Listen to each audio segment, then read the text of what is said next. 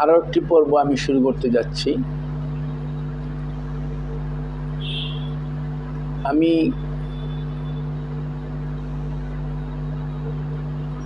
Assertive এবং interrogative সেন্টেন্সটাকে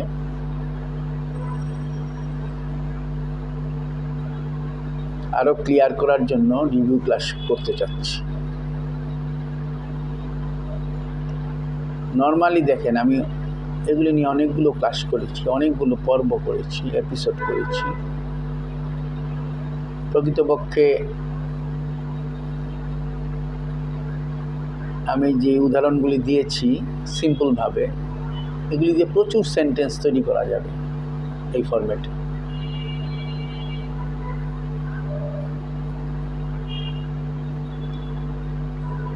যেমন আমি অ্যাসার্টিভ সেন্টেন্সের কথাই ধরি।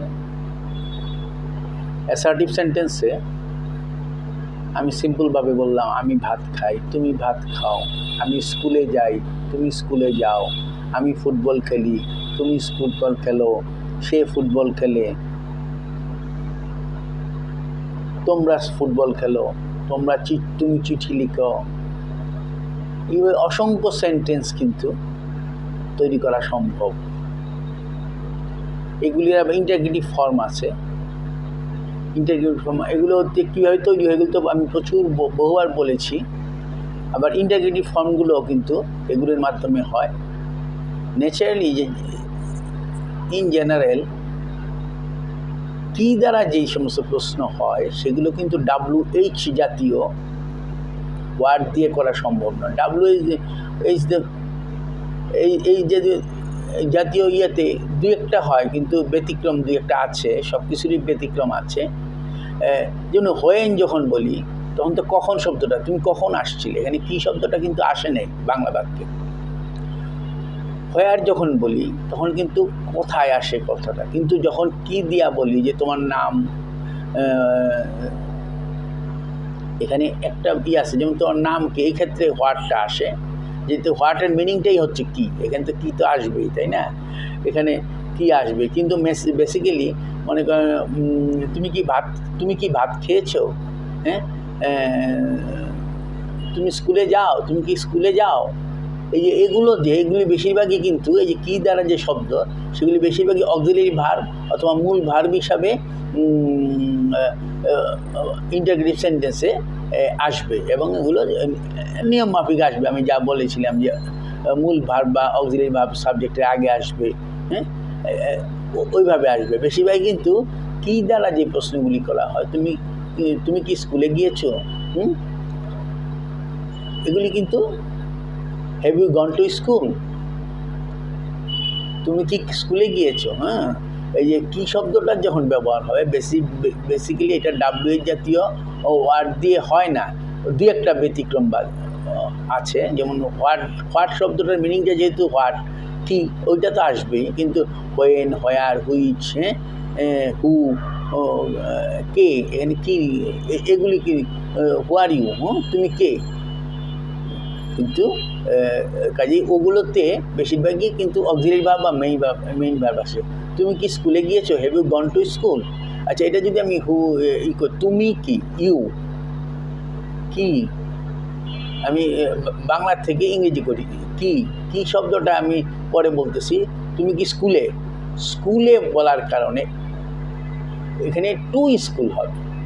প্রিপোজিশনটা এটাই। প্রিপোজিশন আমি পার্টস অফ স্পিচে বলেছিলাম যে প্রিপোজিশন হচ্ছে একটা সেতু বন্ধন দুটা ওয়ার্ডের মধ্যে।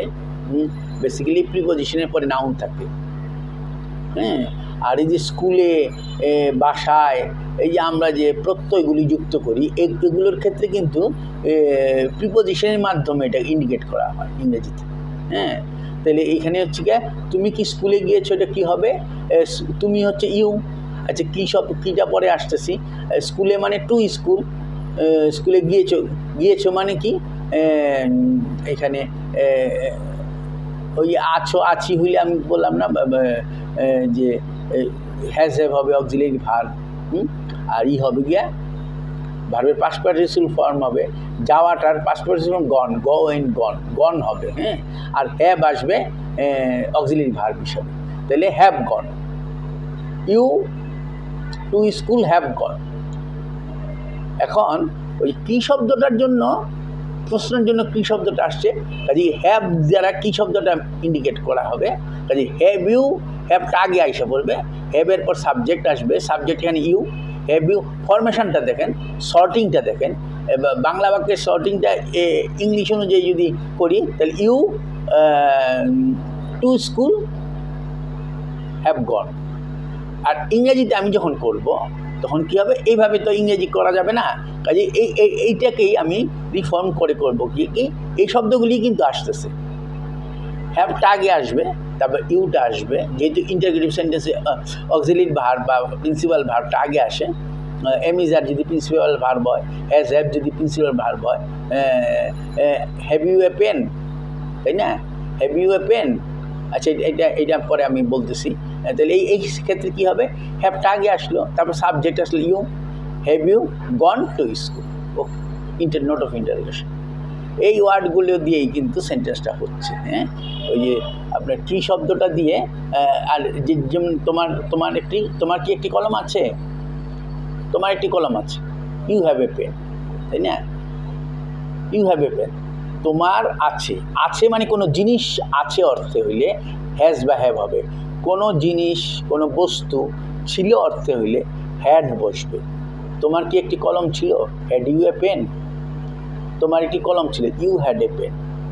এটাকে ইন্টারগ্রেটিভ করলে এখানে হ্যাজ হ্যাভ বা হ্যাড হচ্ছে অক্সিলিয়ারি ভার্ব, এটা জাস্ট ইসের আগে আইসা পড়বে, সাবজেক্টের আগে আইসা পড়বে, হ্যাড ইউ এ পেন, তোমার একটি কলম ছিল, তোমার একটি কলম ছিল।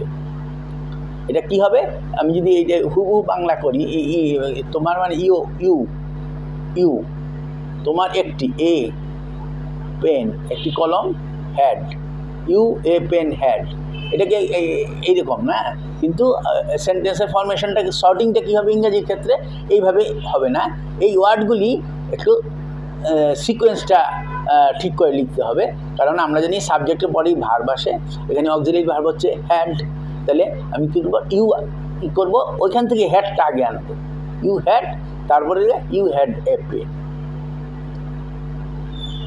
বাংলা বাক্যে ইউ এ পেন হ্যাড, এটা হুবহু হইলে এরকম হয়, কিন্তু ইংরেজি করার সময় সর্টিংটা সিকোয়েন্সটা হবে যে সাবজেক্টের পরে যেহেতু ভার্ব আসে, ভার্ব এখানে হ্যাড, ইউ হ্যাড, তারপর বাকিগুলো আসবে এ পেন। আর এটাকে ইন্টারগ্রেটিভ করতে গেলে কী করতে হবে, আমি বললাম যে অ্যাসার্টিভ করে ইন্টারগ্রেটিভ করবে, তোমার কি একটি কলম ছিল, এটাকে অ্যাসার্টিভ অ্যাফার্মেটিভ ফর্ম কী হয়, তোমার একটি কলম ছিল, you had a pen, just ওই অক্সিলিয়ারি মেইন ভার্বটাকে সাবজেক্টের আগে নিয়ে আসবেন, সাবজেক্ট এখানে ইউ, হ্যাডটা আগে নিয়ে আসবেন, had you a pen, have you a pen, একই ফরম্যাটে হচ্ছে, একই ফরম্যাটে হচ্ছে। সাবজেক্টের তাহলে এটা প্রতিটা ক্ষেত্রেই কিন্তু এইভাবেই করতে হবে। যেমন হু রোড দ্য নভেল, এখানে একটা জিনিস দেখেন, হু রোড দ্য নভেল,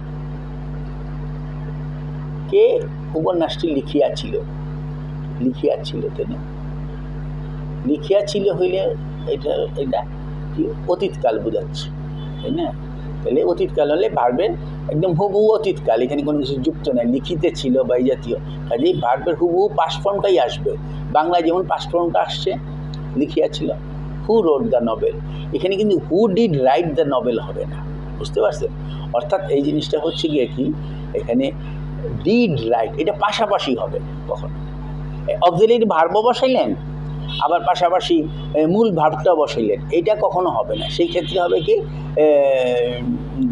এখানে যদি ডিড এবং রাইট এর মাঝখানে একটা সাবজেক্ট থাকতে হবে, এর কোনো সাবজেক্ট নেই, সাবজেক্ট হচ্ছে অমুক রাইট দ্য নভেল, এখান থেকে অ্যান্সারটা আসে নেই, এখানে প্রশ্নটাই ফুটেই এখানে সাবজেক্ট, কাজে এই সাবজেক্ট আগে চলে গেছে, হু রোড দ্য নভেল।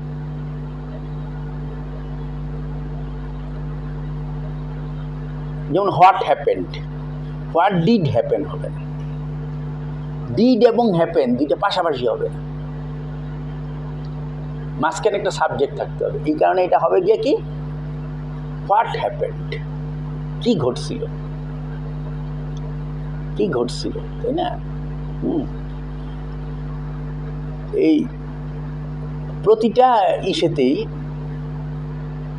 যেমন হোয়াট আর ইউ ডুইং, এগুলি প্রচুর আছে না। হোয়াট আর ইউ ডুইং, এই দেখেন আপনি যদি বলেন হোয়াট আর ডুইং, এটা তো হয় না। হোয়াট আর এর পর কিন্তু ইউ আইসে তারপর ডুইংটা হয়েছে। তুমি কি করতেছ, তুমি কি করতেছ, তুমি কি করিতেছ।